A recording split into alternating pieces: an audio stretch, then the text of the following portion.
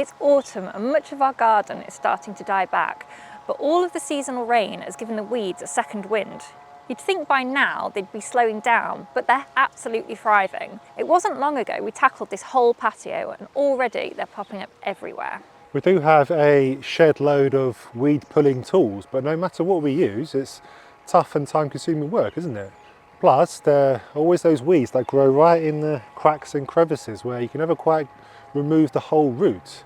What every gardener really wants is something quick and easy, which is exactly why so many people turn to strong chemical weed killers. When it comes to tackling patio weeds, you've traditionally had two main options.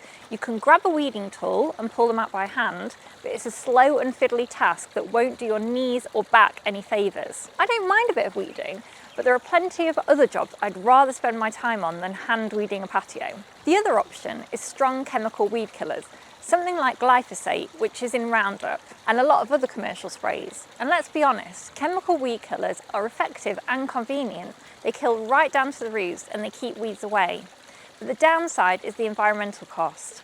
From their production to transport to their effects once used, runoffs and spills can contaminate water and leach into soil, while incorrect application can damage garden plants. There are also growing concerns about the potential risk to human health and the wider impact on wildlife, as weed killers can kill beneficial insects and destroy habitats that pollinators and other creatures rely on.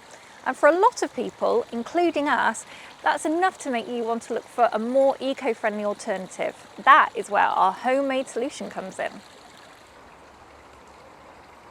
All you need to make our weed killing solution is just 3 ingredients: vinegar, salt and washing up liquid. Ingredients that you probably already got in the kitchen. It's cheap, really easy to make and very, very effective. So here's how you make it. Grab a litre of white vinegar, nothing fancy, just the cheap supermarket vinegar is fine. Add 2 tablespoons of ordinary table salt and stir or shake until it's completely dissolved. Then add a small squirt of washing up liquid. Pour the ingredients into a spray bottle and give it a good shake. Now, vinegar contains acetic acid, which acts as a contact herbicide, burning away the plant cell membranes and drawing moisture out of the plant. And the salt amplifies that dehydration, drawing water from the weed cells, further dehydrating it. And the washing up liquid is a surfactant that helps the solution stick to the leaves instead of just running off. And that's it. No secret ingredients, just vinegar, salt and soap.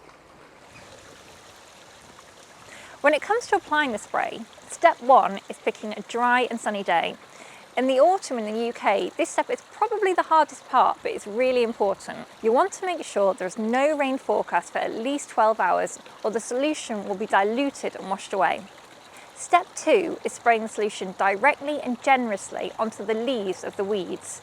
And that's it. Within a few hours, you'll see the weeds start to shrivel, and a couple of days later, they'll look completely dishevelled. If you've got bigger, more stubborn weeds, repeat after 3 or 4 days.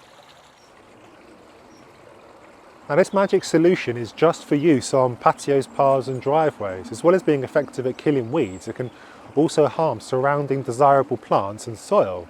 So use with some caution and don't spray on weeds in lawns or beds, and don't use it anywhere that you plan to grow plants later. Salt tends to stay in the ground and can make it difficult for anything else to grow there. Something else to note is that although this vinegar mixture is an effective targeted weed killer, there are some drawbacks to this treatment. Vinegar typically acts as a contact herbicide, meaning it only affects the parts of the plant it directly contacts. The acetic acid in it burns and dehydrates the parts of the plant it touches, causing the leaves to wilt and die within hours, but it doesn't move through the plant system. That means it doesn't prevent weed regrowth from seeds or roots from perennial weeds left in the ground. It's best for tackling small, young weeds growing in cracks and paving, rather than nightmare weeds like bindweed. But even with those limitations, it works fast, giving visible results within a day. It's also far cheaper and doesn't carry the same environmental baggage as glyphosate-based sprays. So for areas where you want a quick result without harmful chemicals, vinegar is the better, more sustainable option. Now, if you're struggling with bindweed and want to know the best way to get rid of it for good, watch the video on the screen now.